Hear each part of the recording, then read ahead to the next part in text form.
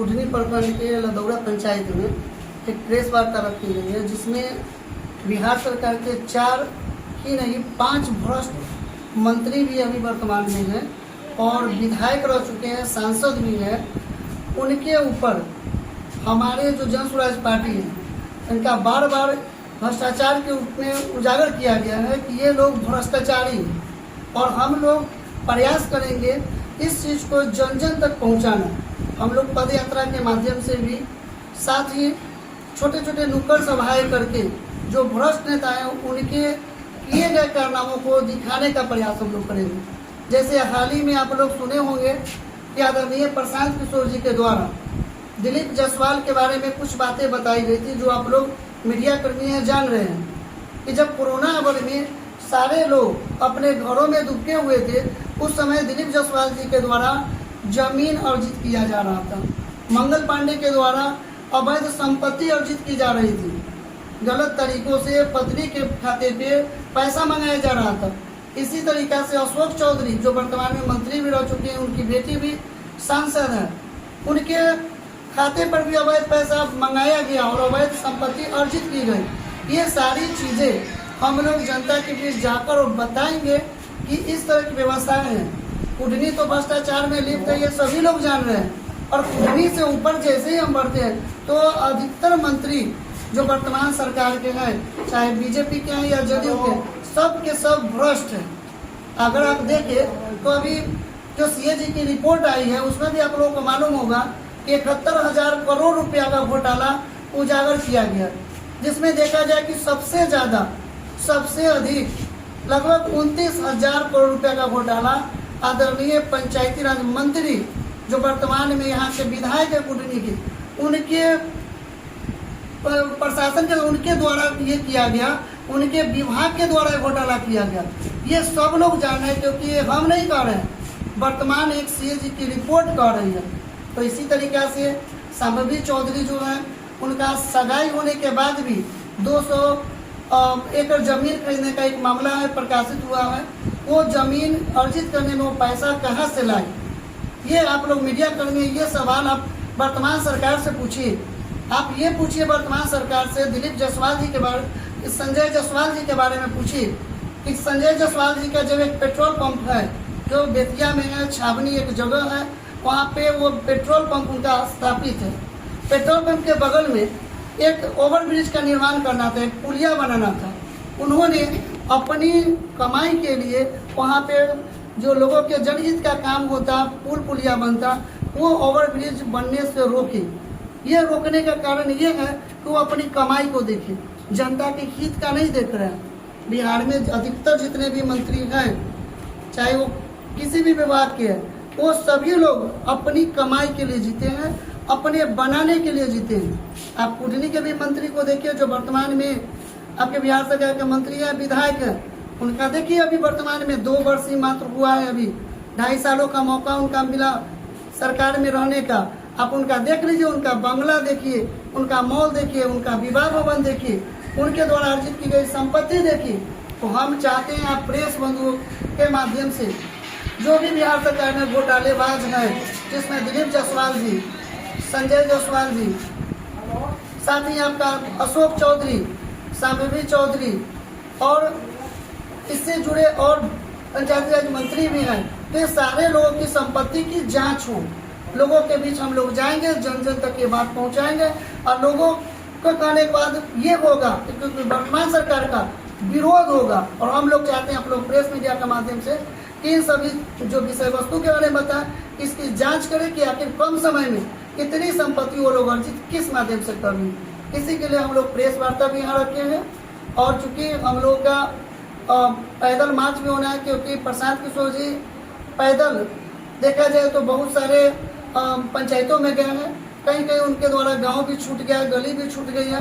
तो हम लोग कोशिश करेंगे जन जन तक जाना, गली गली तक जाना और जो जन स्वराज पार्टी के जो विचार है उसको गली गली तक पहुंचाना।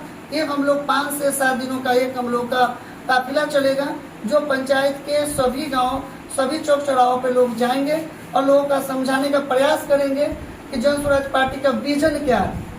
क्योंकि जो जन स्वराज पार्टी का जो उद्देश्य है उससे भी आप लोग भली बात, क्योंकि आप लोग मीडिया कर्मी हैं, जो भी दर्शक सुन रहे हैं उनको भी मालूम होगा कि वो जनहित के मुद्दाओं को लेकर हमारे आदरणीय जन स्वराज पार्टी के जो प्रणेता है प्रशांत किशोर जी वो चल रहे हैं। और साथ ही आपको पता चल किए हैं कि कुटनी में जो ज्वलंत मुद्दा है अभी वर्तमान में, वर्षों से आप लोग सुनते आ रहे हैं कि मनियारी प्रखंड बनेगा, मनियारी प्रखंड बनेगा। ये 20 नहीं 25 वर्ष पहले से जो भी मंत्री विधायक बनते आ रहे हैं तरह तरह के बातें करते हैं, लेकिन बस चुनाव खत्म, बातें खत्म हो जाते हैं। लोग विश्वास करते हैं, विश्वास करके वोट देते हैं और लोग ठगी महसूस कर रहे हैं। इस बार जनता बदलाव चाह रही है और ये आप लोगों को खुले मन से हम लोग आपको बता भी दे रहे हैं कि इस बार कुटनी का बेटा ही कुटनी का विधायक बनेगा। और ये लोगों का मूड है। अभी आप लोगों को मालूम ही होगा कि जो बहुत सारे यहाँ पे विधायक या जो प्रयास कर रहे हैं प्रत्याशी बनने का, कुटनी में बाहरी लोग आ रहे हैं, उनको भगाया जा रहा है। जो वर्तमान में जो धोखेबाज है, भ्रष्टाचारी है, कोई भी अभी उनको भगाया जा रहा है, उनको दौड़ाया जा रहा है। ये स्थिति कुटनी का और यहाँ की जनता की जो मूड है, एक दशा है जो दिखाती है, दर्शाती है कि जनता बदलाव चाह रही है। और जनता इस चीज को आगामी जो चुनाव अभी हाल ही में होने वाला है इसमें बदलाव करके रहेगी। ये हम सभी दर्शक से निवेदन भी कर रहे हैं कि आप लोग जन स्वराज पार्टी को स्वीकार भी करें। स्कूल का बस्ता जो चुनाव चिन्ह है इसमें आप लोग सभी लोग मिलजुल कर भागीदार बने और प्रशांत किशोर जी की जो पार्टी है उसको मजबूत करे, क्योंकि वो सिर्फ अकेले नहीं आप लोगों के लिए सोच रहे हैं और कुटनी ही नहीं पूरे बिहार के लिए, बिहार ही नहीं पूरे भारत के लिए सोच रहे हैं। जो पलायन की स्थिति बिहार से है उसको कम करने के लिए, यहाँ की जो बेरोजगारी है उसको कम करने के लिए, यहाँ जो अशिक्षा है उसको दूर करने के लिए, यहाँ रोजगार धंधा नहीं है इसको लगाने के लिए, ये बहुत सारी व्यवस्थाएं हैं जिसको लेके प्रशांत किशोर जी आए हैं। और हम लोग चाहेंगे कि सब लोग मिलकर जन स्वराज पार्टी के उम्मीदवार कोई भी बने उसको मजबूती से आप लोग वोट भी करें। सभी लोगों को प्रणाम, धन्यवाद। कहना है कि जो भी गंभीर आरोप लगाए उसका पुष्टि होना चाहिए। अभी हमारे आदरणीय जन स्वराज पार्टी के जो प्रणेता है प्रशांत किशोर जी, जिस पर भी अगर छिटा किसी किए हैं, भ्रष्टाचार में लिप्त की बातें हुई है, वो शांभवी चौधरी हो तब, दिलीप जायसवाल हो तब, संजय जायसवाल हो तब या अशोक चौधरी हो, तो पूरे साक्ष्य के साथ आते हैं। तो कहीं कहीं बातें नहीं, साक्ष्य अगर है तो साक्ष्य के साथ उसको प्रस्तुत किया जाए, ये मेरा कहना है, झूठ मूठ का नहीं। अगर हम कह रहे हैं किसी मंत्री के बारे में, पंचायती राज मंत्री के बारे में बोले तो ढेर सारा साक्ष्य है, हम नहीं, ये सीएजी रिपोर्ट भी कर रही है। आपको खुद दिख रहा है आपको कि वो संपत्ति कितनी अर्जित की है, मात्र 2 वर्षों में कितनी संपत्ति कहाँ से आई। क्यों संपत्ति की जांच नहीं होनी चाहिए उनकी? तो कोई अगर किसी के ऊपर आरोप लगाता है तो आरोप लगाना चाहिए, हम नहीं करें कि आरोप नहीं, लेकिन उसकी पुष्टि होनी चाहिए, उसका सही एक रास्ता होना चाहिए। झूठ मूठ का किसी के ऊपर कीचड़ नहीं फेंकना चाहिए, मेरा मानना है। तेजस्वी यादव एक सभा से देखा जा रहा है कि कलम फेंकते हुए नजर आए, क्या कुछ कहेंगे? देखिए, हम लोग तो ये जान रहे हैं कि हम लोग भी शिक्षा से जुड़े हैं और जो आपके सामने हम बैठे हुए हैं ये बीएड भी किए हुए हैं प्लस एमए भी है, और हम लोग भी लोगों के बीच जा रहे हैं तो कलम, डायरी और ये जो पुस्तकें होती है वितरण कर रहे हैं। लेकिन जो फेंकने का जो तरीका है वो पूरी गलत है। ये इस चीज को दिखाता है, उनकी मूर्खता को दिखाता है। वो करना चाह रहे हैं ठीक है, कलम लोगों के बीच में देना चाह रहे हैं ठीक है, लेकिन एक मूर्खता को दिखाता है कि कलम हम किस ढंग से दें। आप फेंक के तो नहीं दे सकते हैं। आप सभी लोग जान रहे हैं, जितने भी दर्शक बंधु ये भी जान रहे हैं कि अगर एक कागज का टुकड़ा भी अगर जमीन पे गिर जाता था, जिस समय हम लोग पढ़ाई करते उसको उठा के माथे पे लगाते थे और उसको उठा के प्रणाम करते थे। कलम गिर जाता था उसको भी उठाते। आप कलम को और डायरी को अगर खुले मन से फेंक रहे हैं तो आप तो दिखा रहे हैं कि मूर्ख, इससे भी भला मूर्ख कौन हो सकता है जो बार बार करे कि हम पूरे बिहार को चलाएंगे। बिहार को क्या चलाइएगा? ये तो खुद आपको दर्शाता है कि आपकी मानसिकता ही ठीक नहीं है। इस चीज को हम लोग बता रहे हैं।